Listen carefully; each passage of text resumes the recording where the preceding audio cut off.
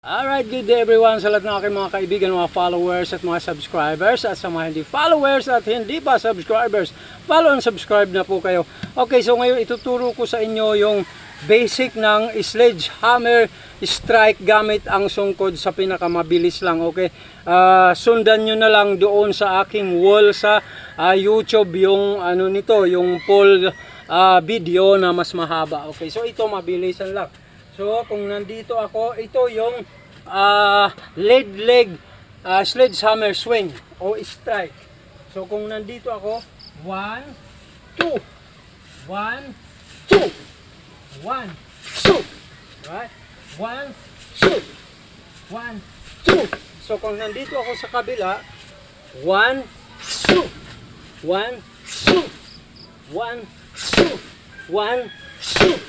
Alright, salamat. Hanggang sa muli. Training lang.